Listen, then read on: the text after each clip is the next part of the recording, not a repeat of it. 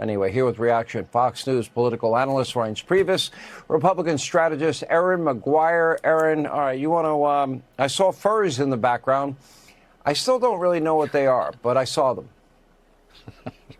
I don't think today needs to be the day where we figure that out, but I can tell you what an absolute joke that is. And it shows what an absolute con the Democrat Party is in this country. They scream about billionaires, about the wealthy, about kings in this country, but they're more than happy to try and take as many photos of King Charles and give him standing ovations. They've got a billionaire funding these quote unquote grassroots movements, protests that are now absolutely the ethos of the Democrat Party. And you have a Democrat billionaire saying he's going to tax billionaires if he becomes the governor of California. I mean, it's absolute lunacy across the board. And the fact that it is funded by such dark money groups like George Soros, like those aligned with the CCP, it shows you that the Democrat Party doesn't actually have a real movement behind it, that they need this dark money to stand up the con that somehow all of these people are against Donald Trump and America moving America first. And what do you see instead? You see a joke of a protest with a giant furry in the background and a man wandering around in the blanket. If that isn't the Democrat Party in 2026, I don't know what is.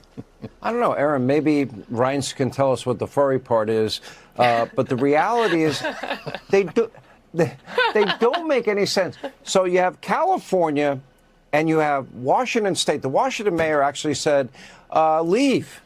You know, people that have money that don't want a wealth tax. You're going to have a wealth tax in California. You're going to have one in Washington. You're going to soon probably have one in New York. All around the country, all that is going to do is push rich people out. Ken Griffin this week said, you know, I'm going to rethink the $6 billion I was going to invest in New York City after Mamdani took a shot at him. Well, it's just a wackadoodle. I mean, this entire thing is unbelievable. But to Erin's point, I mean, they call it organic. There's nothing organic about, well, they claim 3,000 of these. I don't think, and maybe there's 300, but there's nothing organic about 300. And there's nothing organic about spending $2 billion. You know, if you add it up, the total amount that the Trump campaign spent and the total amount that Kamala Harris's campaign spent, it would come up to $1.8 billion. They spent more money, apparently, on May Day, and because of this, they can take a 501c3 and a 501c4, and they can take their money, their billions of dollars, and they can put it into a tax-deductible shelter, and then they can use that in order to create a voter registration event. They can collect data.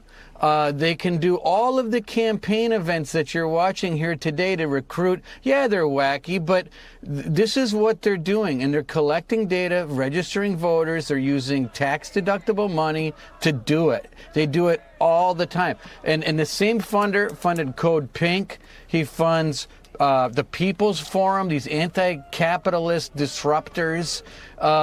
This has been going on for years and years and years, and I think the IRS should do something about it, to be honest.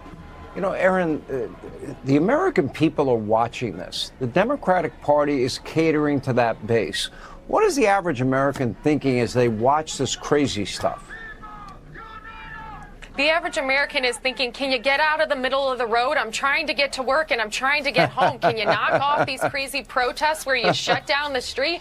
I mean, the American people see this for the lunacy it is. You're seeing these people running around screaming about tyranny in the freest nation the world has ever known. They're running around screaming about kings when the only king this country has seen just left the country yesterday. I mean, the fact that Democrats want to run around and pretend that there are all of these issues in the country when in fact it's just them pretending to inflame rhetoric to do what? For the outcomes we've seen where there have been 3 attempted assassinations on President Trump. It's absolute lunacy by the left, and the American people should see it for what it is. It's not real. It's not really what's going on. And what's really going on is a president who's trying to make America more affordable for everybody, not this crazy stuff Democrats are doing. And